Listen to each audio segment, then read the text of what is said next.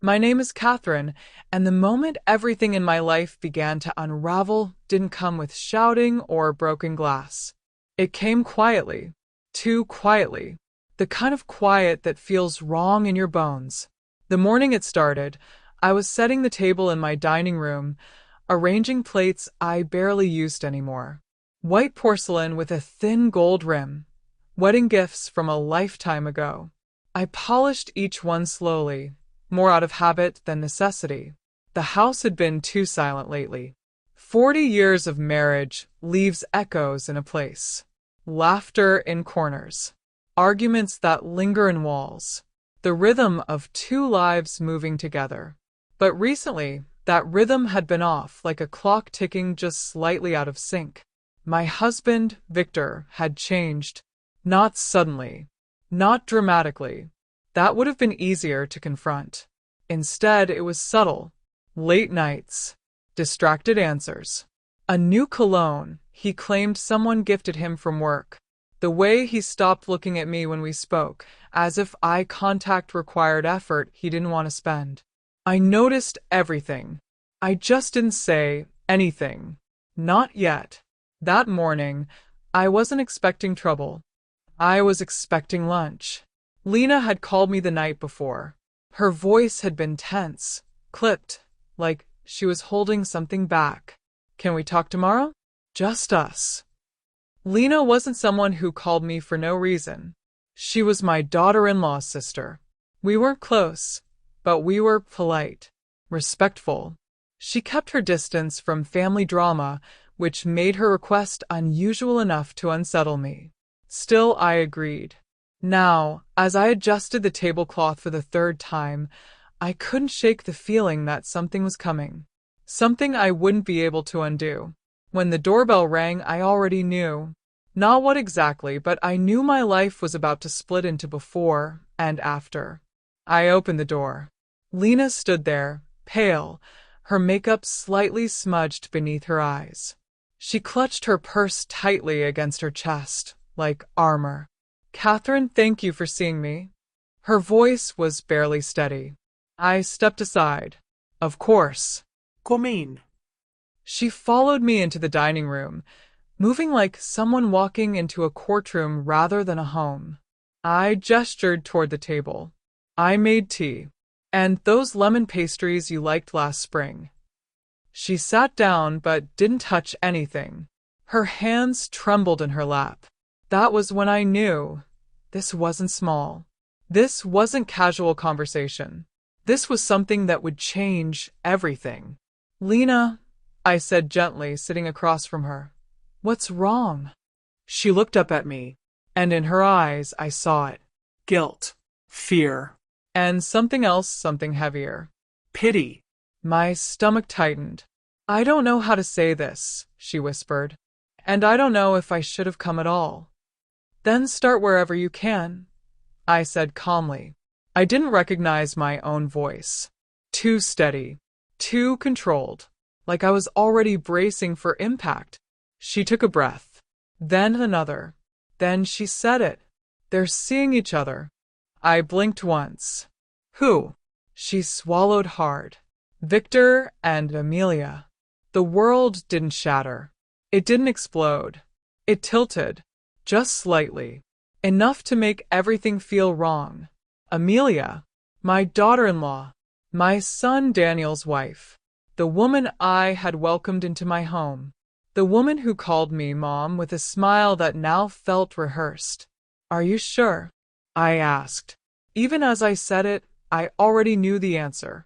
Lena nodded, tears filling her eyes. I saw them, weeks ago, at a cafe near Victor's office. They weren't hiding it, Catherine. They were. She stopped, her voice breaking. They looked like they belonged to each other.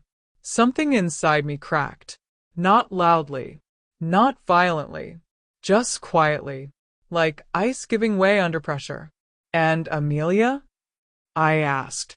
I confronted her, Lena whispered. And she laughed. That word hit harder than anything else. Laughed. She said it wasn't my business, Lena continued, her voice shaking. She said you were old, that Victor deserved more, that once everything was finalized, you wouldn't even know what hit you. I sat very still. Every word landed, sharp and precise. Finalize, I repeated. Lena hesitated. She said the divorce was already in motion, that Victor just needed the right moment, that everything was planned. Planned. Not a mistake, not a moment of weakness. A plan. And Daniel? I asked quietly. Lena shook her head. He has no idea. Of course he didn't. My son believed in loyalty, in love, in things that clearly didn't exist for the people he trusted most. Why are you telling me this? I asked. That was the question that mattered. Not the betrayal. Not yet. But why now? Lena leaned forward, gripping my hand. Because it's wrong. Because you don't deserve this. And because if no one says anything, they're going to destroy everything and walk away like it meant nothing. Her grip tightened. I couldn't let that happen. I looked down at her hands. Mine, lined with years, steady despite everything. Hers, young, shaking, desperate. 2 generations. 2 very different lives. Connected by the same truth. Does Amelia know you're here? I asked. No. Good. I stood up slowly and walked to the window. The garden outside was in full bloom. Roses Victor and I had planted decades ago. Back when we believed in forever. Back when promises meant something. Everything looked the same. That was the cruelest part. Nothing had changed. And yet everything had. What are you going to do? Lena asked behind me. I stared out at the garden. Then I felt it. Not anger. Not grief. Something colder. Clearer. Nothing, I said. Silence filled the room. What do you mean, nothing? She asked. I turned back to her. And for the first time since she arrived, I smiled. I'm going to pretend I don't know. Her eyes widened. Catherine, I'm going to smile. I continued calmly. I'm going to cook dinners. I'm going to listen. I'm going to let them believe they're winning. I walked back to the table and poured myself tea. My hands didn't shake. Not anymore. Because, I said softly, meeting her gaze, people who think they've already won make mistakes. Lena stared at me, like she was seeing someone she didn't expect. Can you do that for me? I asked. Pretend this conversation never happened? She hesitated, then nodded. What about your marriage? She whispered. I took a slow sip of tea. Let the warmth settle. Let the storm inside me sharpen into something usable. Some games, I said quietly, aren't won by reacting. I set the cup down. And I've been patient my entire life. After Lena left, I sat alone for a long time. The food remained untouched. The house felt different, like it knew. That evening, Victor came home, right on time, like nothing had changed. Smells good, he said, loosening his tie. I smiled. Long day. The usual. I watched him as he moved through the house. The man I had loved for decades. The man I no longer recognized. And for the first time, I wasn't the one being deceived. That night, lying beside him in bed, I stared at the ceiling, listening to his breathing. Steady. Careless. They thought they were careful. They thought they were smart. They thought I was blind. They were wrong.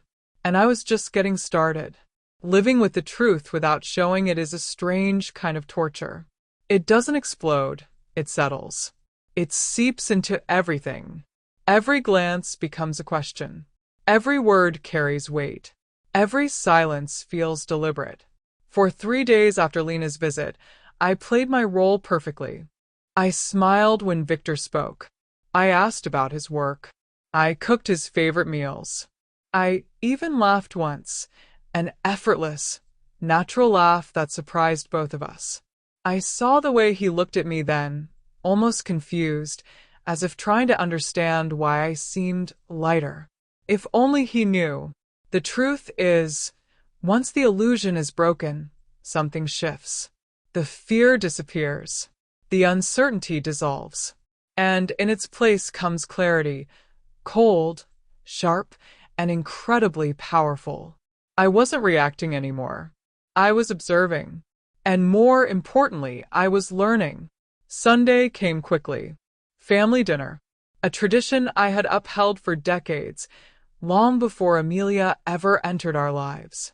It was something sacred to me once, something that meant stability, unity, continuity. Now it was a stage, and every one of us had a role to play. Amelia arrived first. Of course she did. She always liked to control the room before anyone else stepped into it. She walked in like she owned the place, confident, polished, smiling just enough to appear warm without ever being genuine. Her dress was new, expensive, subtle in a way that screamed intention. Her perfume followed her like a statement, and the moment she hugged me, I recognized it. The same scent I had noticed on Victor's shirts. Confirmation didn't hurt anymore. It just settled. "Catherine, you look amazing," she said, pulling back just enough to study my face. "I could say the same about you," I replied smoothly. And I meant it. She looked perfect. Carefully constructed perfection. We moved into the kitchen together, like we had done so many times before. Except now I saw everything differently. The way she leaned casually against the counter. The way her eyes wandered, not aimlessly, but calculating. The way she checked her phone, then quickly flipped it face down. She was waiting. Not for Daniel. For Victor. "Can I get you some wine?" I asked. "That would be lovely," she said, smiling. I poured it slowly, giving myself a moment to steady the rhythm of the scene. Because I knew something was coming. And I wasn't wrong. "I've been meaning to talk to you," Amelia said, swirling the wine in her glass. "Have you?" I replied. She nodded, her expression softening into something that might fool anyone who didn't know better. Concern. Manufactured concern. "I'm worried about you," she said gently. The audacity almost made me admire her. Almost. "Oh." I tilted my head slightly. "And why is that?" She stepped closer, lowering her voice like we were sharing something intimate. "You and Victor, you've seemed distant lately. I don't know. I feel like something's off." I watched her carefully. Every word was deliberate. Every pause calculated. "Marriage is complicated," I said evenly. "Especially after many years." She nodded quickly, encouraged. Exactly. "That's what I mean. Sometimes things just fade. And people stay because it's comfortable, not because they're happy." There it was. The narrative. The justification. "And what do you think people should do in that situation?" I asked. She took a slow sip of wine, buying herself time. "I think people deserve to be happy, even if that means making difficult choices." I smiled. Difficult for whom? She didn't answer that directly. Of course she didn't. "Have you ever thought about starting over?" she asked carefully. I met her gaze. "Are you suggesting I should leave my husband?" She laughed lightly, shaking her head. No, not like that. I just mean sometimes letting go is healthier than holding on." Letting go. How poetic. How convenient. I nodded slowly, as if considering her words. "You might be right," I said. Her eyes lit up, just for a second. A flash of victory she couldn't fully hide. "Really?" she asked, almost too quickly. "Maybe," I replied. "Maybe it is time to think about what makes me happy." That was exactly what she wanted to hear. I could see it, feel it. "Exactly," she said, leaning closer, her voice softer now. "You've spent your whole life taking care of everyone else. Don't you think it's time you chose yourself?" The irony was almost overwhelming. but I kept my expression warm, grateful, naive. You're very kind to think of me like that, I said. I care about this family, she replied smoothly. No. She cared about what she could take from it. When Daniel arrived, the atmosphere shifted instantly. Amelia transformed. It was almost impressive. Her posture softened. Her smile widened. Her voice brightened. She reached for him immediately, her hand resting on his arm with practiced affection. Watching her, I realized something important. She didn't just lie. She performed. Daniel kissed my cheek and greeted Victor with a nod, completely unaware of the invisible web tightening around him. He trusted them, both of them, and that was what made it unbearable. Victor arrived shortly after. Late. As expected. Sorry, he said, loosening his tie. Work ran longer than expected. Of course it did. Amelia didn't look at him right away. That was the interesting part. She waited, just a beat too long. Then their eyes met. Brief. Subtle, but unmistakable. I saw everything, and they saw nothing. Dinner was almost normal. Almost. We talked about trivial things, weather, work, plans for the holidays. Daniel mentioned a possible trip. Amelia responded with enthusiasm, but her attention drifted. Toward Victor. Always toward Victor. At one point, she said, maybe somewhere warm. Somewhere we can just escape everything. And when she said it, she looked at him, not at her husband. Edmina? I continued eating. Calm. Composed. Present. After dinner, Daniel helped me clear the table. Amelia stayed behind, with Victor. Their voices were low, but not low enough. We can't keep doing this, she whispered. Not much longer, Victor replied. She's going to notice. She hasn't. A pause. Then, she won't. I placed a plate into the dishwasher. Carefully. Quietly. They were wrong. I had noticed everything. That night, after everyone left, I sat alone in the living room. The house felt heavy. Not with sadness. With clarity. This wasn't chaos. This was strategy. On their side. And now, on mine. The next morning I made a decision. I called a lawyer. Not our family lawyer. Someone new. Someone sharp. Someone who didn't know Victor. Her name was Laura Bennett. And the moment I walked into her office, I knew I had made the right choice. She didn't waste time on sympathy. She listened, analyzed, asked the right questions. Why haven't you confronted him? She asked after I finished explaining everything. Because I don't want a reaction, I said. I want control. She nodded. That answer told her everything she needed to know about me. We spent the next hour going through details. Assets. Property. Accounts. History. And then, The trust. the house. When she read the documents, something changed in her expression. Interest. Then surprise. This is very specific, she said. In what way? She looked up at me. There's a clause here. In case of infidelity, the innocent party retains full control over all trust-linked assets. I felt it then. Not hope. Something stronger. Certainty. And the other party? I asked. Loses any claim to them. I leaned back in my chair. For the first time since Lena walked into my house, I felt steady. Does he know about this? She asked. I smiled faintly. No. She smiled back. Then he's about to learn the hard way. When I left her office, the world felt different. Not because the betrayal was gone, but because I finally understood something important. They thought they were playing a game. They thought they were ahead. They thought I was weak. They had no idea. They were walking straight into a trap they couldn't even see. That night, Victor asked me if I had thought more about what Amelia said. About divorce. I looked at him. Really looked at him. And I smiled. Maybe it's time, I said. For a brief moment, just a second, he couldn't hide it. Relief. And in that moment, I knew he had already chosen his future. He just didn't realize yet what it would cost him. The day we went to sign the divorce papers felt almost surreal, like stepping into a scene I had already lived through in my mind a dozen times. By then, I wasn't nervous.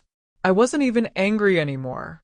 What I felt instead was something far more dangerous, clarity sharpened into patience. Every move had been calculated, every reaction rehearsed, every silence intentional.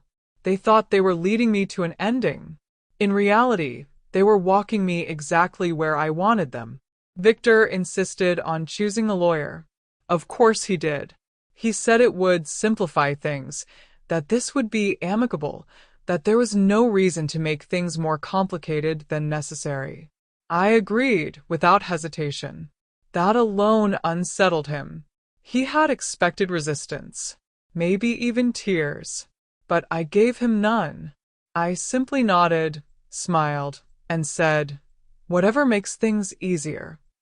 What he didn't understand was that people become careless when they think the outcome is guaranteed. And Victor had never been more careless than he was now. The office was exactly what you would expect: polished wood, glass walls, everything cold and expensive in a way that tried too hard to communicate authority. I sat in the waiting area with my hands folded neatly in my lap, calm, composed, while Victor paced near the window like a man anticipating victory.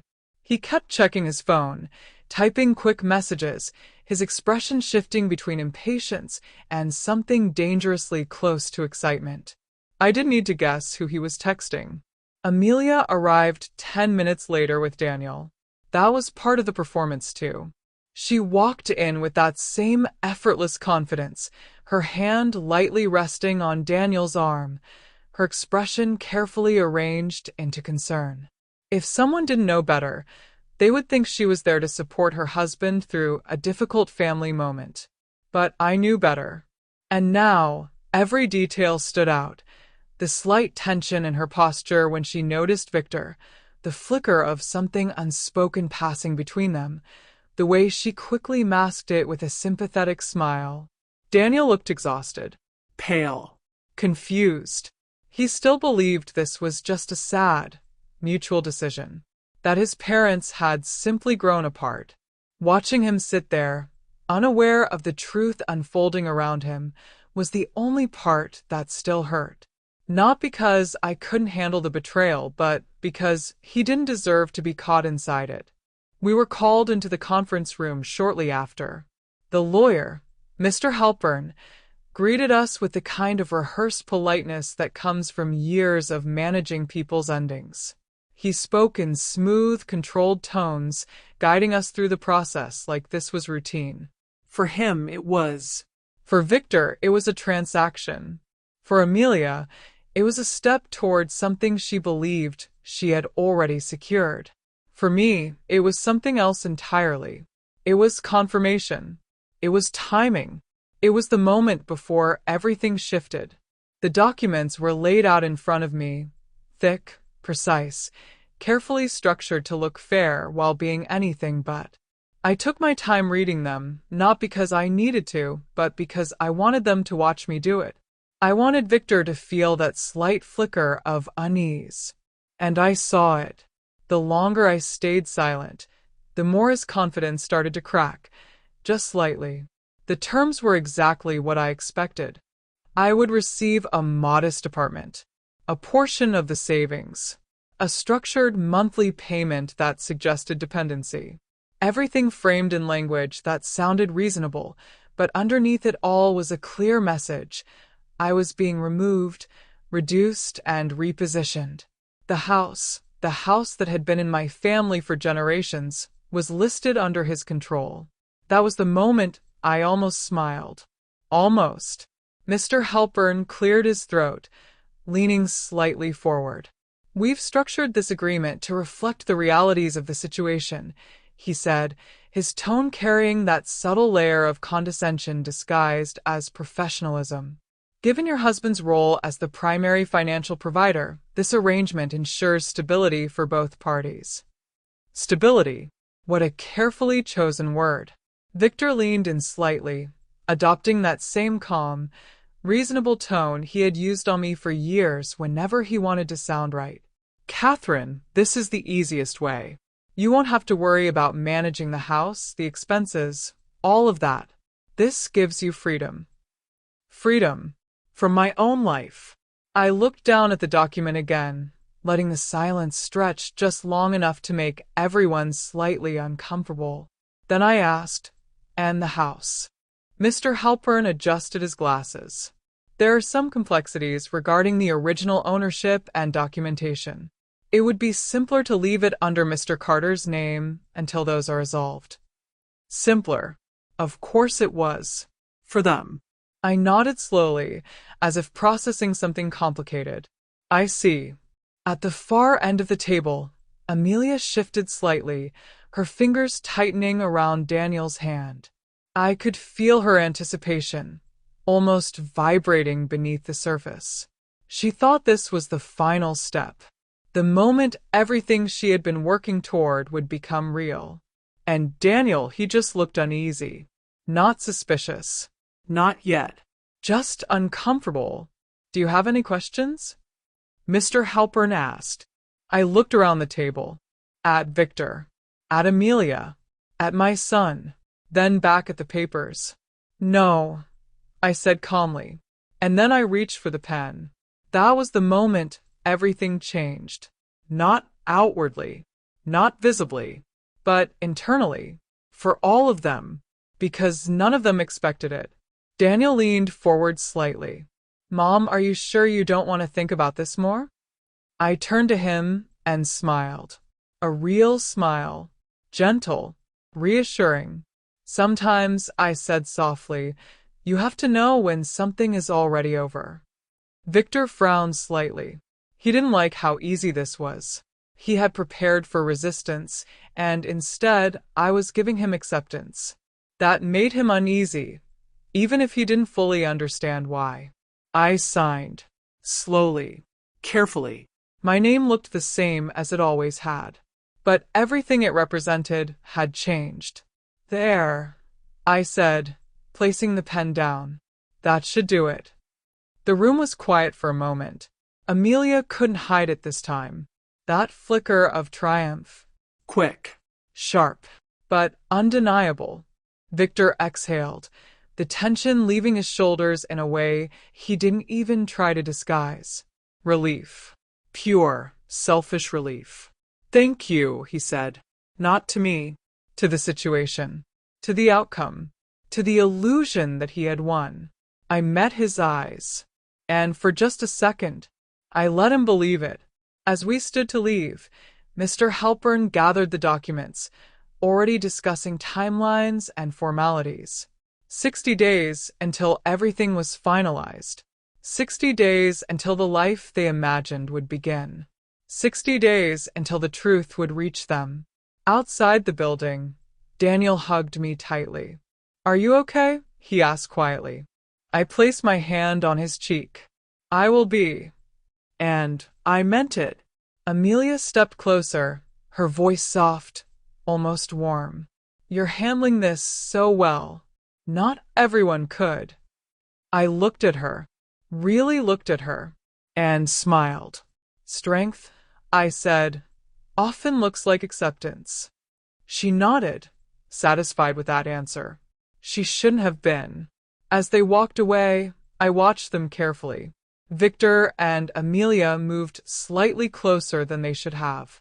Not enough for Daniel to notice, but enough for me. They were already stepping into their new roles. They just didn't realize the stage was about to collapse beneath them. I got into my car and sat there for a moment, letting the quiet settle around me. No anger. No panique. Just clarity. Then I reached for my phone and called Laura. It's done, I said. There was a pause.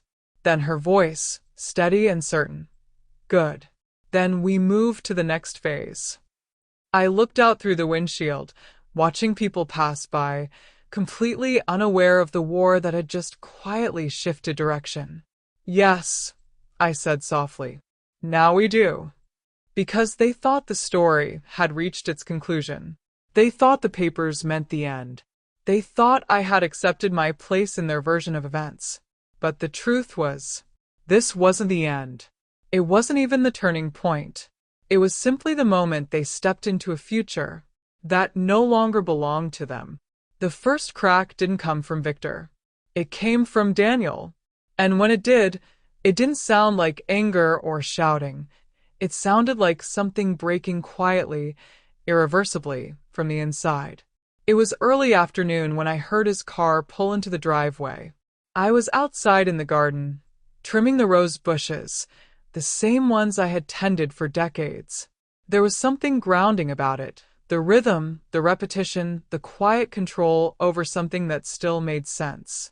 Unlike everything else. At first, I didn't look up, but then the engine stayed running longer than usual. Too long. That was when I knew.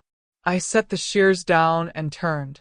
Daniel was still in the car, hands gripping the steering wheel, staring straight ahead like he was trying to gather the strength to move. When he finally stepped out, I saw it immediately. He looked hollow. Not just upset. Not just shaken. Hollow. Catherine, he said, but his voice didn't sound like his. I walked toward him slowly. What happened? He didn't answer right away. His mouth opened slightly, then closed again. And then, like something inside him finally gave way, he sat down heavily on the front steps. She lied to me, he said. That was all. But it was enough. I sat beside him without speaking. There are moments when questions only make things worse. When the truth needs to come out on its own, not be pulled apart. I found the messages, he continued after a while, his voice uneven. Hundreds of them.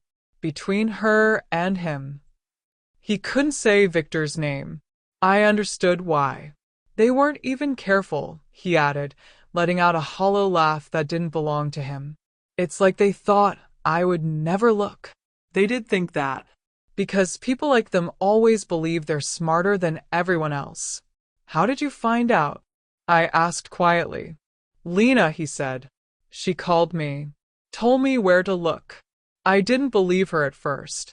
I thought she was overreacting or maybe misunderstood something. But then he ran a hand through his hair. I checked Amelia's phone, and everything was there. Of course it was. Carelessness always follows arrogance. They planned it, he said, his voice tightening. Not just the affair. Everything. The divorce. The timing. Even how they'd handle you. That part didn't surprise me. But hearing it from him still felt different. More real. More final. What did she say when you confronted her? I asked. He let out a breath that sounded almost like a laugh. She didn't deny it. Of course she didn't.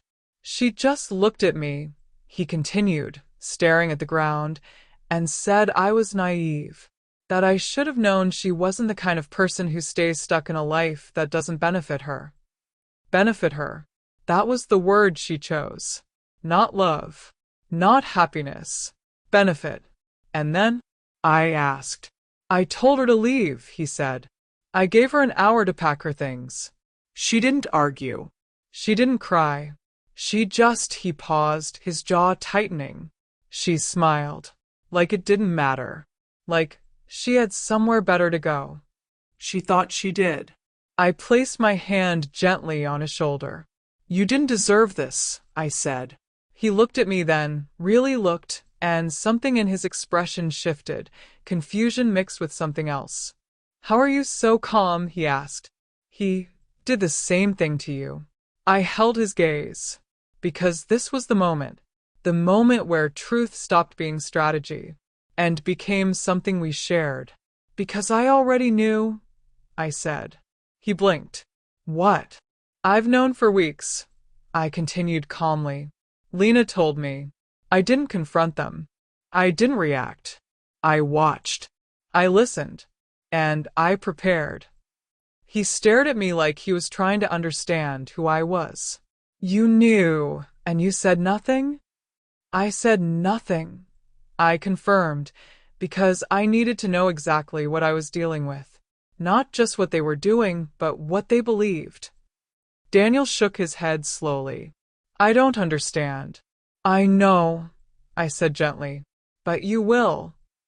I stood up and motioned for him to follow me inside. There's something you need to see. We sat at the kitchen table, the same table where Amelia had once sat pretending to care about my happiness. I told him everything. About the trust, about the clause, about the lawyer, about how the house had never actually belonged to Victor. At first, he didn't react. He just listened. Then, slowly, the meaning of it all started to settle. They think they're getting everything, he said. Yes. And they're not. No. A silence followed. Not empty. Processing. Shifting. Mom, he said after a moment, his voice quieter now, steadier. I didn't know you were capable of something like this. I smiled faintly. Most people don't, I said. Before he could respond, we heard another car pull into the driveway. Daniel turned toward the window. Lena, he said. She stepped out quickly, her expression tense, her movements rushed. When she reached us, she didn't hesitate. I'm so sorry, she said immediately, her voice full of guilt. I should have told you sooner. I should have. You did the right thing, Daniel interrupted. She stopped. What? You saved me, he said simply. If you hadn't said anything, I would still be with her, still believing everything was real. Lena's eyes filled with tears. I just didn't want to watch it happen, she whispered. I watched them quietly. The difference between them and Amelia was impossible to ignore. There was no performance here. No calculación. Just honesty, even in pain. Stay for dinner, Daniel said suddenly. Lena hesitated. I don't want to intrude. You're not, I said. You're part of this now, Whether you wanted to be or not. She looked at me, uncertain, then nodded. That evening felt different. Not like the past dinners filled with hidden tension and unspoken truths. This one was real. Quiet, yes. Heavy still, but honest. We cooked together. Simple things. Familiar routines. Daniel moved through the kitchen like he had as a child. Focused, careful, trying to do everything right. Lena helped without hesitation, her presence steady, grounding in a way I hadn't expected. At one point, I caught them exchanging a glance. Brief, unspoken, but meaningful. Not romantic. Not yet. Something else. Recognition. After dinner, we sat in the living room. No one rushed to leave. No one pretended. I keep thinking, Lena said quietly, about how easily she lied. Like it didn't cost her anything. Because for her it didn't, Daniel replied. He wasn't angry anymore. Not in the loud, explosive way. His anger had changed. It had sharpened. I used to think being a good person was enough, he continued. That if you were honest, if you cared about people, things would work out. And now? I asked. He glanced at Lena, then back at me. Now I think being good still matters, he said. But you have to see people for who they are, not who you want them to be. I nodded. That's the difference, I said, between trust and blindness. Later, as Lena prepared to leave, Daniel walked her to the car. I watched them from the window. They stood there for a while, talking quietly, not rushing, not forcing anything, just being present. When Daniel came back inside, he looked different, still hurt, but steadier. She's not like her, he said. No, I agreed. She isn't. He leaned against the doorway, thoughtful. I think I spent so much time focused on the wrong person, he said, that I almost didn't notice the right one. I didn't respond. I didn't need to. Some realizations don't need to be guided. That night, as I walked through the house turning off the lights, I felt something I hadn't felt in a long time. Not peace. Not yet. But something close. The illusion was gone. The truth was out. And for the first time, we weren't reacting anymore. We were ready. Tomorrow, everything would begin to move. Not loudly. Not dramatically. But inevitably. Because Victor and Amelia still believed they were in control. They still believed the outcome was certain. They still believed I had already accepted my place in their story. They were about to find out how wrong they were. The call came exactly 63 days after I signed the divorce papers. Not 60. Not 62. 63. Long enough for confidence to settle. Long enough for plans to solidify. Long enough for them to begin believing that nothing could go wrong. I was sitting on the back porch with my coffee, watching the early morning light stretch across the garden, when my phone rang. I didn't need to look at the screen to know who it was. But I did anyway. Victor. For a moment, I simply let it ring. There was something almost poetic about the timing. After weeks of silence, after weeks of him moving forward with his new life, his new plans, his carefully constructed future, now he was calling me. Finally, I answered. Good morning, Victor. There was no greeting on his end, no attempt at civility. What did you do? His voice wasn't controlled. It wasn't calm. It wasn't even angry in the usual way. It was panicked. That alone told me everything. I took a slow sip of my coffee before answering. What do you mean? Don't play games with me, he snapped. My lawyer just called. There's a problem with the house. Something about a trust, something no one mentioned before. I leaned back slightly in my chair, letting the silence stretch just enough. Oh, I said lightly. That. Another pause. Then his voice, lower now, tighter. You knew. Yes, I said simply. Silence. The kind that feels heavy. Then, you knew this whole time? He asked. Of course I did, I replied. It's my family's trust, Victor. It's been there longer than our marriage. You never said anything. No, I said calmly. I didn't. The breath on the other end turned uneven. You let me go through the entire process. You signed everything. I let you believe what you wanted to believe. I interrupted. That stopped him. Not because of the words, but because of the tone. There was no hesitation in my voice. No apology. No regret. You think this is funny? He demanded. No, I said. I think it's predictable. Another silence. Then, quieter now. What does it mean? I stood up slowly and walked to the edge of the porch, looking out at the garden. The same garden he thought he would still have access to. The same house he believed would remain part of his life. It means, I said, that the house was never yours. That's not true, he shot back immediately. We bought it together. No, incorrecta. We lived in it together. There's a difference. You're twisting things. I'm clarifying them. I could almost hear the shift in his mind, the slow, painful realization that something fundamental had been misunderstood. That lawyer said, Your lawyer. I cut in, said what you wanted to hear, or what you paid him to say. That doesn't change the legal structure of a trust. He exhaled sharply. So, what? I just lose everything? There it was. Not we. Not our life. Everything. You lose what was never yours to begin with, I said. And the rest? He asked quickly, grasping for something. The accounts, the properties. We'll follow the agreement, I said. Exactly as it was written. He hesitated, because now he was trying to calculate, trying to understand what remained, trying to salvage something. This isn't fair, he said finally.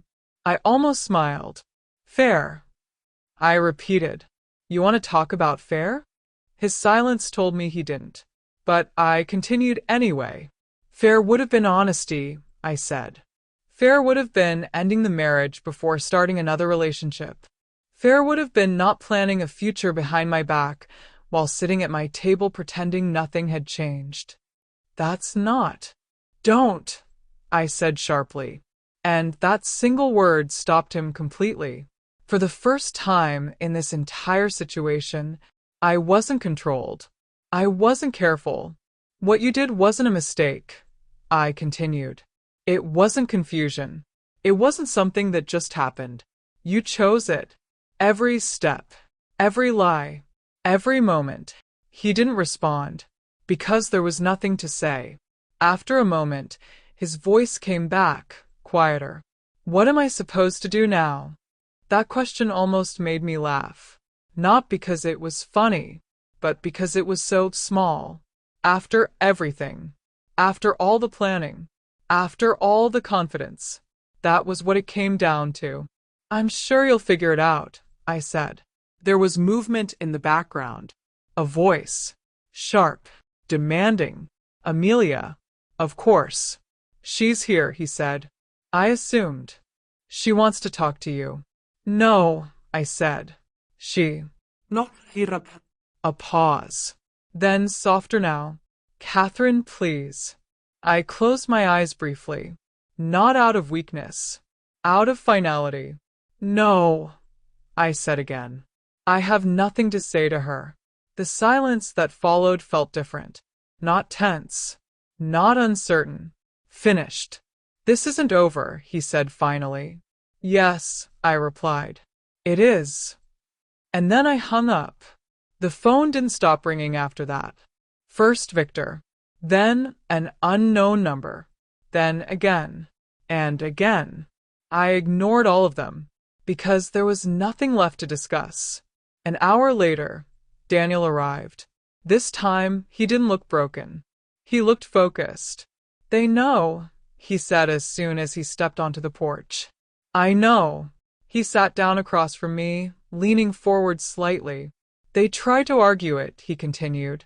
Tried to claim there was some mistake, some loophole. But there isn't. No, I said. There isn't. He nodded, then hesitated. There's something else. Lena stepped forward from behind him, holding a folder. We found these, she said quietly. She handed them to me. I opened the folder slowly, and as I read, the last remaining piece of illusion disappeared. Documents. Printed messages. Notes. Plans. Detailed. Structured. Not just the affair. Not just the divorce. Everything. Timelines. Strategies. Even projections. They had planned the entire thing. From the beginning. Daniel watched my face carefully. You see it now? He asked. Yes, I said quietly. And there's more, Lena added, her voice tense. She pulled out another document. This one was different. I stared at it, longer than the others, because this one wasn't about money or property. It was about me. A policy, forged, signed in my name, without my knowledge.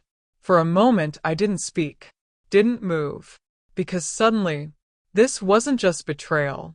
It was something else entirely. Daniel, I said finally, my voice steady again. We're taking this to the police. I already did, he replied. I looked up at him. They're opening an investigation, he continued. Fraud. Identity theft. Everything. I nodded slowly. Good. Because now, this wasn't just my fight anymore. It had become something bigger. And somewhere, far too late, Amelia was realizing she hadn't just lost. She had exposed herself completely. And there was no strategy in the world that could save her now. 6 months later, the house felt like mine again. Not just legally, though that part had been settled with brutal clarity, but emotionally, completely, undeniably mine.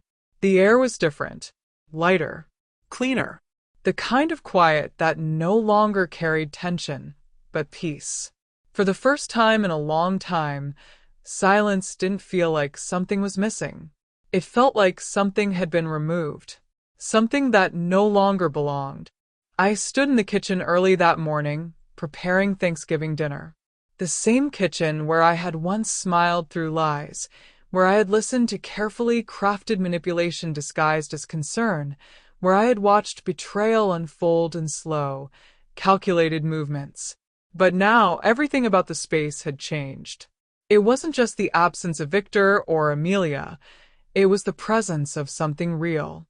Daniel stood at the stove, focused, steady, carefully basting the turkey like it was a task that required his full attention. He had always been like that, even as a child. Precise. Thoughtful. Intentional. But now there was something else beneath it, something stronger. He had seen the truth, and instead of breaking, he had adapted. He had learned. And Lena, she moved through the kitchen like she had always been part of it. Not as a guest. Not as someone uncertain of her place. But as someone who belonged there because she chose to be, not because she had positioned herself strategically. There was a difference in that kind of presence, subtle, but unmistakable. The engagement ring on her hand caught the light as she reached for a bowl, and for a moment, I allowed myself to simply watch them. The way Daniel glanced at her, without realizing it. The way she responded without needing words. It wasn't loud. It wasn't dramatic. It wasn't built on intensity or illusion. It was steady. And that was something Amelia had never understood. "Mom, can you check the oven?" Daniel asked, breaking the quiet. "I already did," I replied, smiling faintly. "You've checked it 3 times. He exhaled, almost laughing. "I just want it to be right." "It is," Lena said softly, placing a hand on his arm. "Everything is." He looked at her then, and something passed between them. Something simple and certain. Not something you could fake. The doorbell rang just as I was setting the table. For a brief second, a strange thought crossed my mind. An old reflex, a memory of what used to come through that door. But it passed quickly. When I opened it, I wasn't surprised to see Detective Harris standing there. He had aged in the past months, or maybe it was just the weight of the case that showed in his expression. Still, there was something resolved about him now. "Catherine," he said, "I hope I'm not interrupting." "Not at all," I replied. "You're just in time." Come in.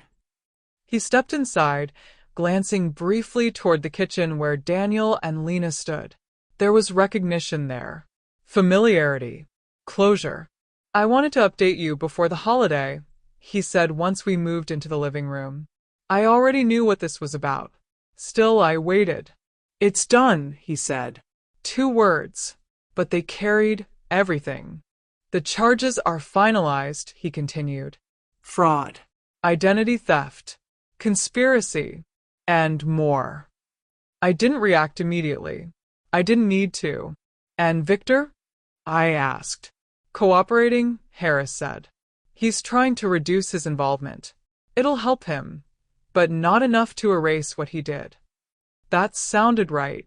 Consequences rarely disappear completely. They just change shape. "And her?" I asked quietly.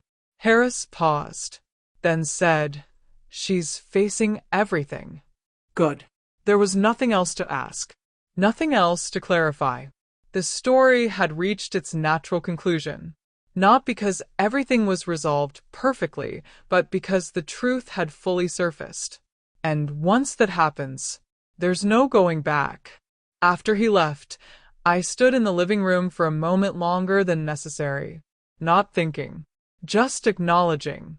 6 months ago, I had stood in this same space, surrounded by uncertainty, betrayal, and a future I couldn't yet see clearly. Now, everything was visible. "Catherine?" Lena's voice came from the kitchen. "We're ready," Daniel added. I turned and walked back in. And just like that, life continued. Dinner was warm, not just in temperature, but in feeling. Conversation flowed easily. Laughter came without effort. Stories were shared, not performed. There was no tension hidden beneath polite words. No glances filled with secrets. Just honesty. At one point, Daniel raised his glass. "I want to say something," he said. The room quieted. "This year," he began, then paused, searching for the right words. "This year changed everything. Not in the way I expected, but in the way I needed." He glanced at Lena briefly before continuing. "I thought I lost something important, and I did, but I also realized that what I lost wasn't real in the first place. He looked at me then. And what I gained is something I understand now." I held his gaze. "Which is?" I asked gently. He smiled faintly. "Truth," he said. "Simple. Accurate. Enough." Lena lifted her glass next. "To second chances," she said quietly. "The kind you don't plan, but the ones that matter the most." I raised mine as well. "To clarity," I added, because that was the word that defined everything. After dinner, as the house slowly settled back into quiet, I walked through each room, turning off lights, straightening small things, letting the rhythm of it all sink in. The same house, the same walls, But a completely different life. in my bedroom. I paused by the dresser, opened the small box I hadn't touched in months. Inside was my wedding ring. Simple. Gold, worn from decades of use. I picked it up, holding it between my fingers. There was a time when that ring represented certainty. Permanence. Forever. Now, it represented something else. A chapter. One that had ended. Not perfectly. Not cleanly. But definitively. I didn't feel anger. I didn't feel regret. I felt understanding. I placed the ring back in the box, closed it, and set it aside. My phone buzzed. A message from Daniel. "Thank you for everything." A second one followed. From Lena. "I never knew strength could look like this." I smiled, not because of the words, but because of what they meant. At 64, I had thought I understood my life, thought I knew who I was, what mattered, what would last. I was wrong, and that was the most important realization of all, because losing what you believed was permanent forces you to see what actually is. The house creaked softly around me, settling into the night. Outside, the wind moved through the trees, carrying the quiet promise of change. In a few months, there would be a wedding, not built on illusion, not driven by strategy, but grounded in something real. And after that, life would continue, not as it had been, but as it should be. I turned off the light, and for the first time in a long time, I didn't think about what I had lost. I thought about what remained, and what was still ahead. Because the truth is, this was never just about betrayal. It was about discovery, about understanding who people really are when there's nothing left to hide, and more importantly, about understanding who you are when everything false falls away. My name is Catherine, and this was never the end of my story.